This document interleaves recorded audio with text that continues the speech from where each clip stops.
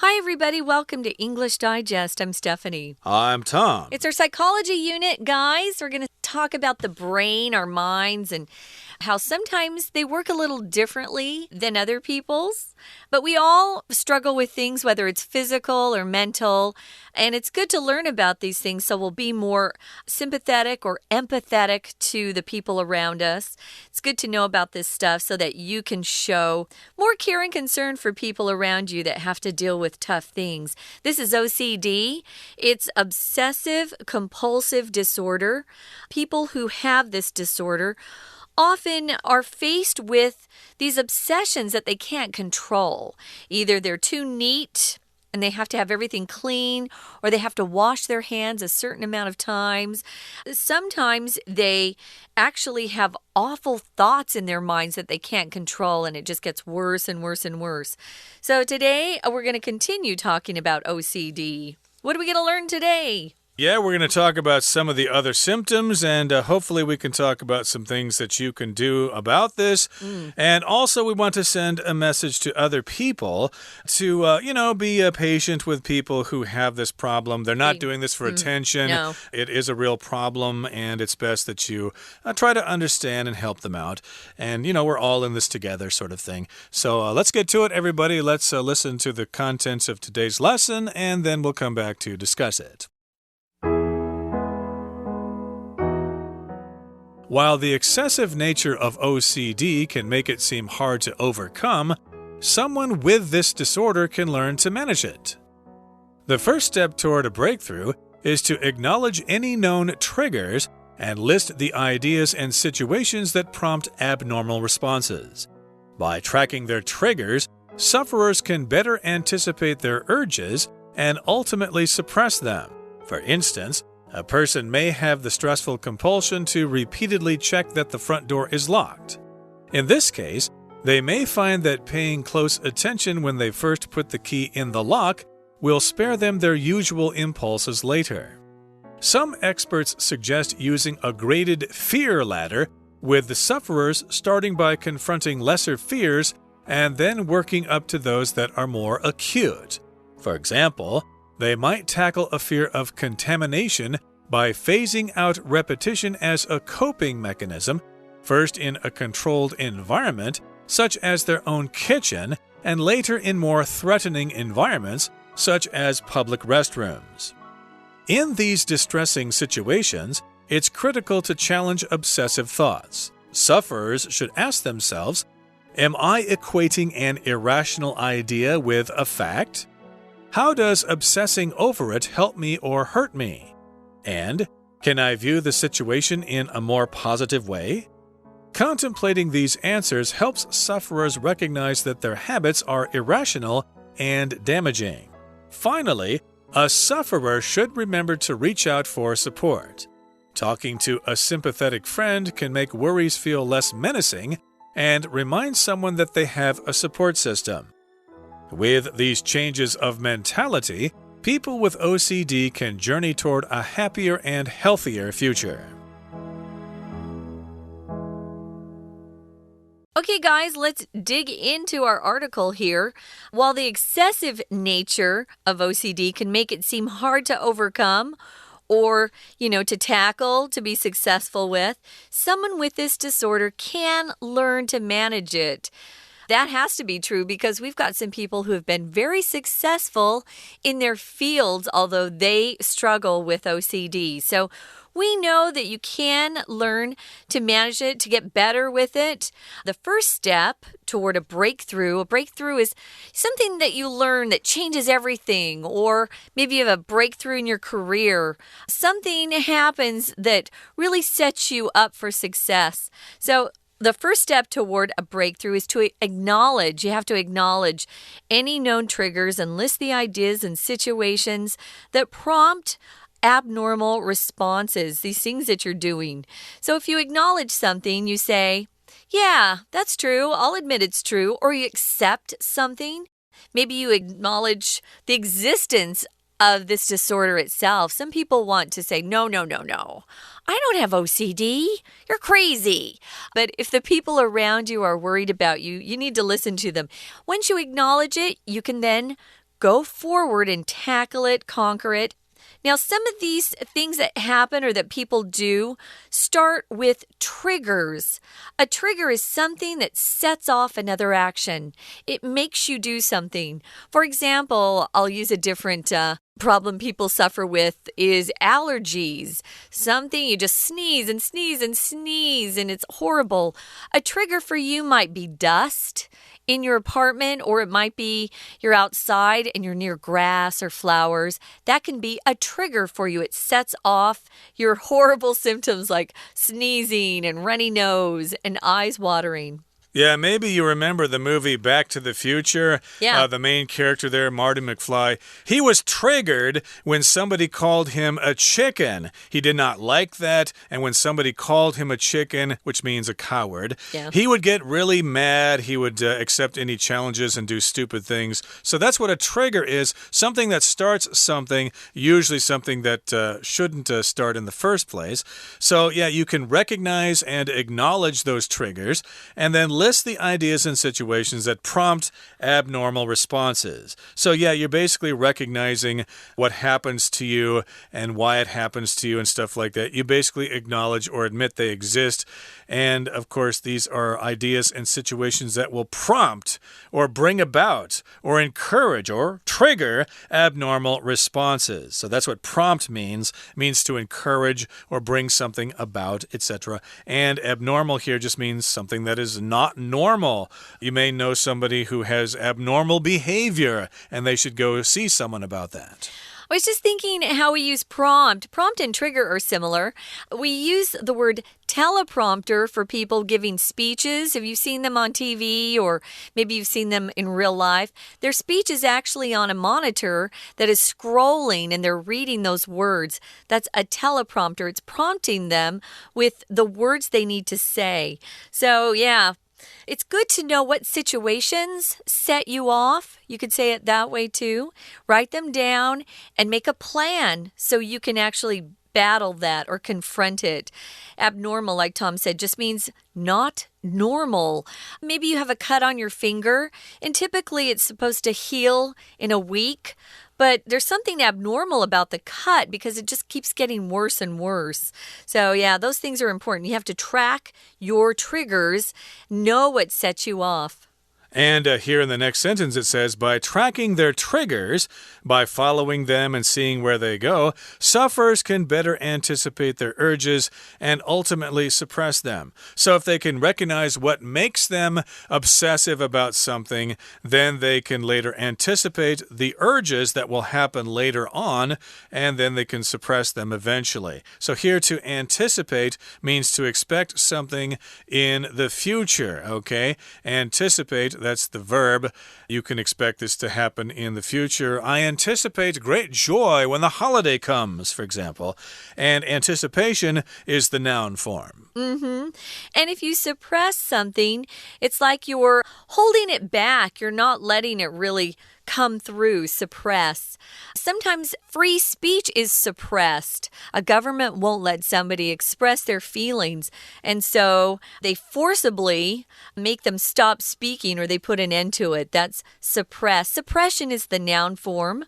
So it's sort of just like preventing something from happening. It could be an action, it could be an expression, it could be something else, but you're restraining something, you're suppressing.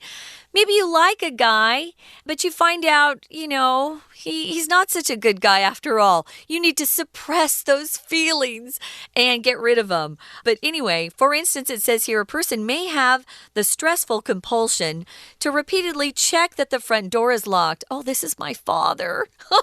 It's like they didn't interview me before. But yeah, he would check the doors all the time.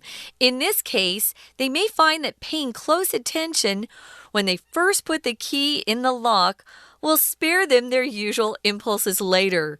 We would laugh at Dad, but Dad would always say, Well, you kids never lock the door. I'm just checking up on you. That was his excuse.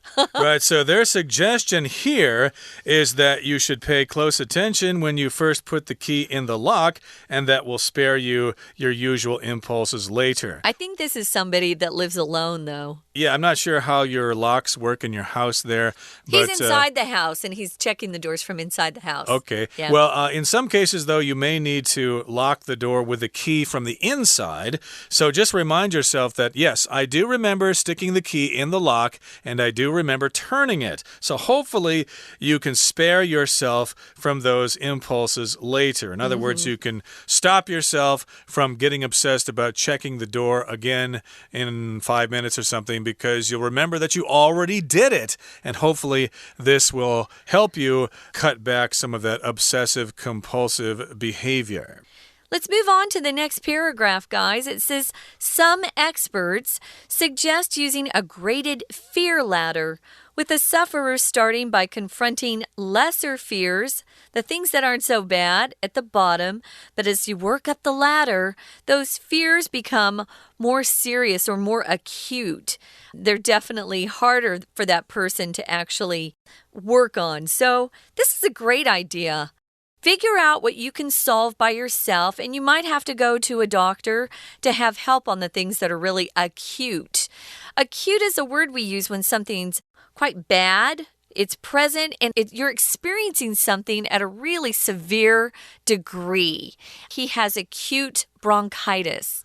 Or for me, I could say I have acute asthma. It's bad. So if it's not so bad, don't use that word acute. But acute is something that you experience at a really intense degree.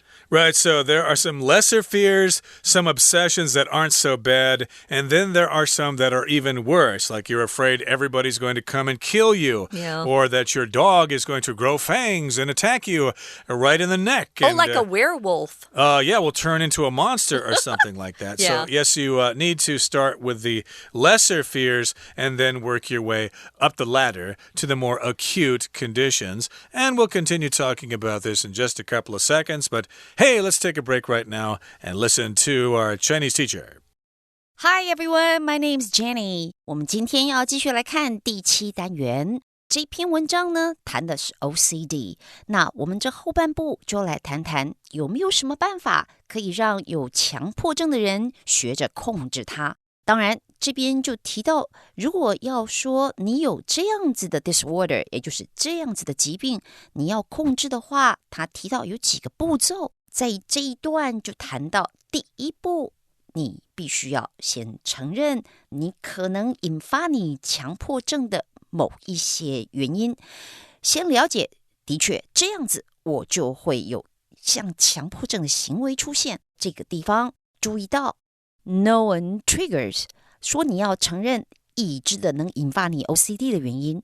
known 当然这是一个过去分词，我们了解过去分词其实它本身常常就转化成为像一个形容词的用法，当然这还是跟被动有关的，所以说到这个 triggers 当名词哦，引发的原因是被知道，是已知的。再来下面就提到我们可以怎么做，这一步就是说你可以追踪这些诱因，然后你就可以预测得到，如果这样的话，你可能接下来就行为上会出现强迫症，然后因为你了解，你可以预测到，你可以控制它。好，我们要提一个介系词，就是 by。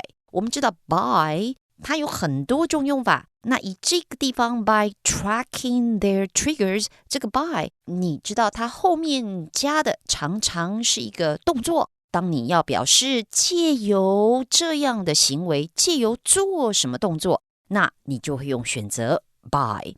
再来我们继续往下看，下面就提到还有没有其他的方式呢？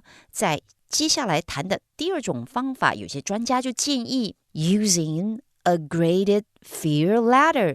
好，注意到这一段的这一句当然也是代表主题句啊，就是我们讲到方法1、方法2，那这个方法2用到一个字 suggest， 我们晓得 suggest 代表建议，那这个字到底怎么用？它一样的，它有不同的句型跟用法。那其中之一就像在这里 suggest 本身后面它是可以直接加受词的，也就是 suggest something。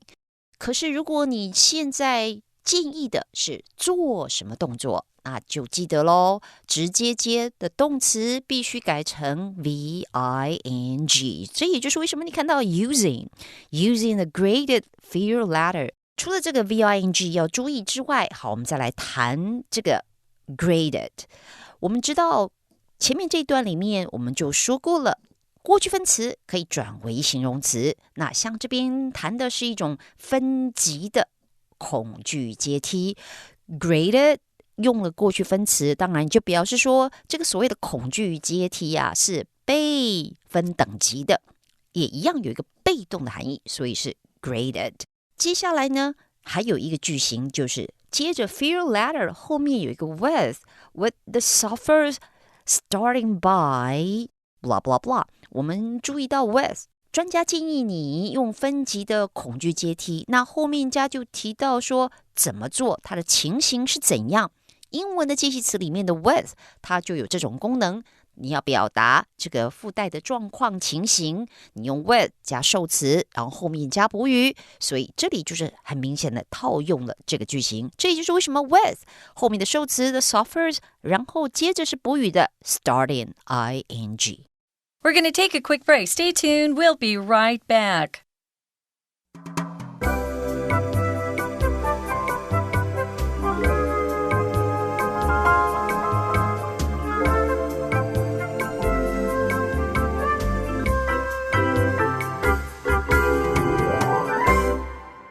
Okay, let's continue with our lesson. We're talking about OCD in today's lesson, obsessive-compulsive behavior. Now, you probably can't cure this thing all the way, but you can try to manage your condition to suffer less and to not scare other people so much. Yeah. And we last left off with the concept of the fear ladder.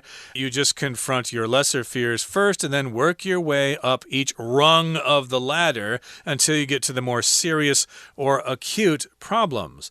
Now, here's an example. They might tackle a fear of contamination by phasing out repetition as a coping mechanism, first in a controlled environment, such as their own kitchen, and later in more threatening environments, such as public restrooms. This is kind of a long sentence here, so let's explain it bit by bit here.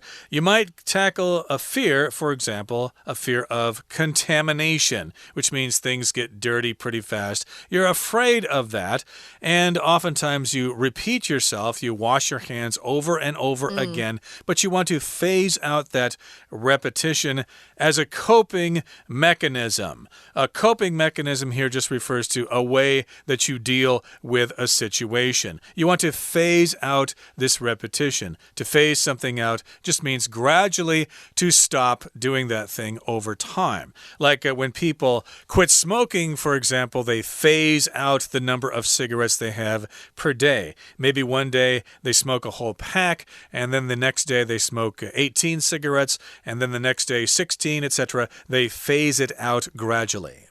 Or maybe you own a piece of equipment. Could be, I don't know, let's pretend you have a really old smartphone. And I guess a company usually lets you know when they're going to stop supporting that particular version that you have. I know that happened to me a couple of years ago. It's like, no, but they said, we're no longer going to provide support for this. I think it was Microsoft. We're no longer going to provide support for this. We've been phasing this out.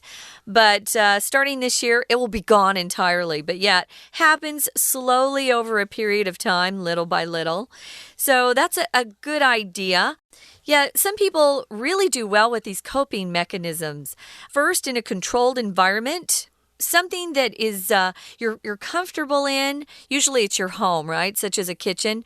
And later in more threatening environments, maybe it's at school. That's tougher because you've got people around you that aren't necessarily there to love you like your family is. Exactly. So first it's a controlled situation, your own kitchen, and then you branch out into a public restroom, a restroom in school. A little harder as the stages go on, Again, working your way up that ladder. Good idea. Okay, so here in the next paragraph it says, in these distressing situations, it's critical to challenge obsessive thoughts. So these are distressing situations. You get very worried in these situations. Gee, are things clean enough? Have I washed my hands enough?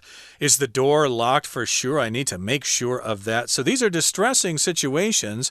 Again, it's not funny for the people who suffer from this. They really are going through a lot of anxiety, but you need to challenge those obsessive thoughts. You need to step back and say, yes, washing my hands 20 times in less than 10 minutes is unusual. So let me challenge those obsessive thoughts. Maybe I can reduce that number to 10 and maybe eventually 5, maybe down to 1, but no less than 1. We do still need to wash our hands. That still is a good idea.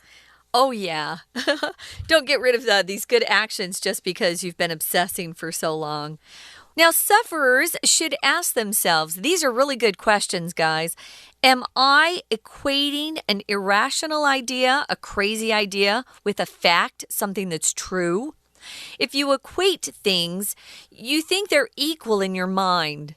So that's a really good question to ask yourself. Yeah, this irrational idea that keeps going through my mind, is it factual? Am I just making this up out of the blue? Probably. Here's another question. How does obsessing over it help me or hurt me? Yeah, it never does help, does it? And can I view the situation in a more positive way? So there's a lot of self-talk, I think, that they're talking about here. Kind of encouraging yourself not to be crazy.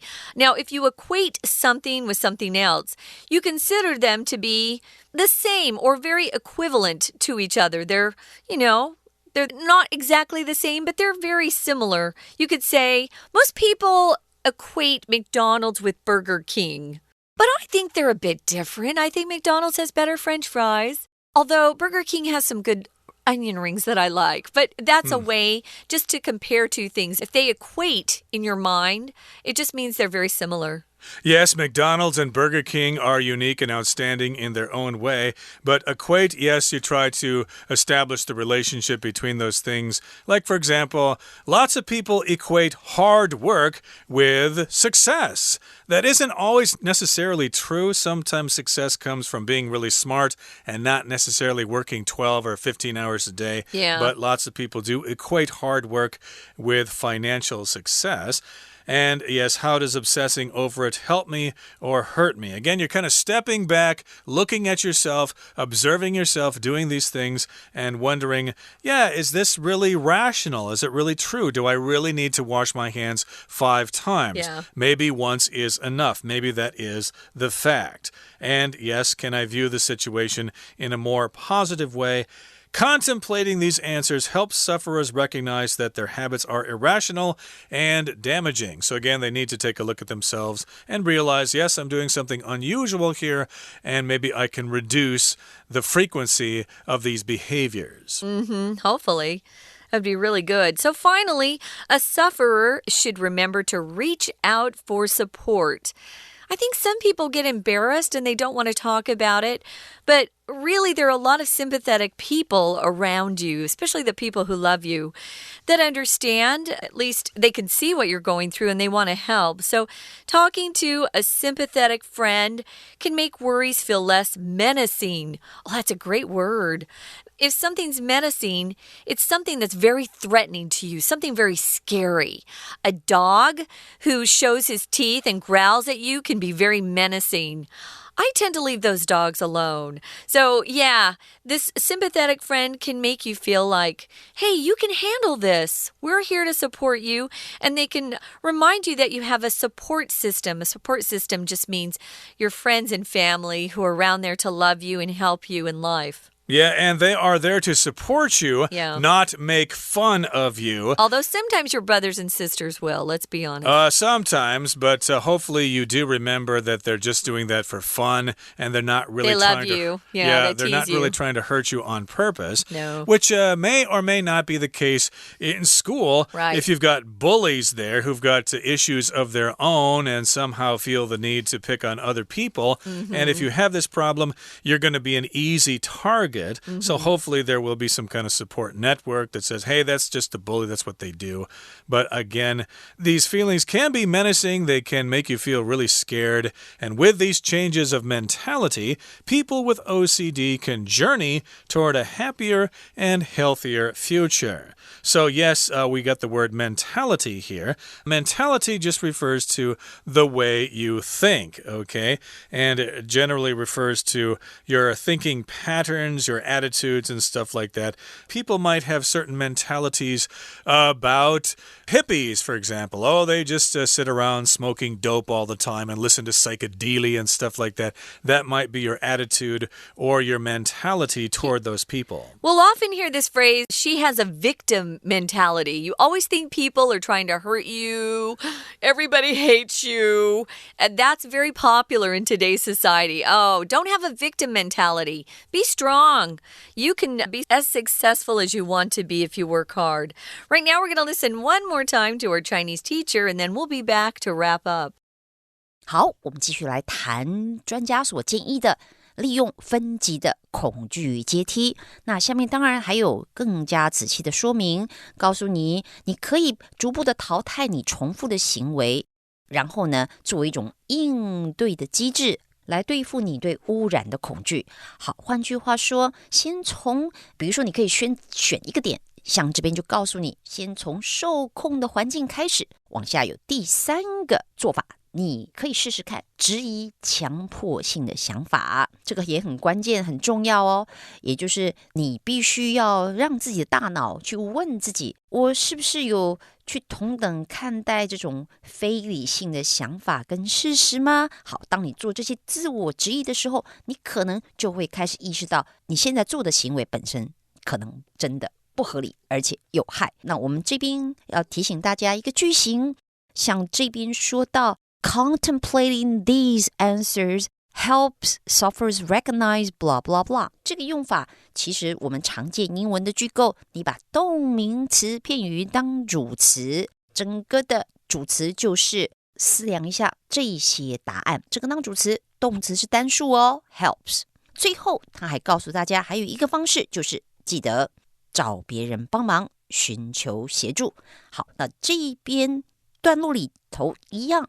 他告诉你该怎么办，其中提到 talking to a sympathetic friend can make worries feel less menacing， 这个也是一样，用动名词片语当主词，所以重复的句型应该要特别留意。今天讲解就到这边，我们下次见。That's it for today, everybody. Thank you so much for joining us. And remember, if you're suffering from OCD, there is a way to deal with this problem. You can get help, and hopefully we've given you all some suggestions here. So from all of us here at English Digest, I'm Tom. I'm Stephanie. Goodbye. Bye.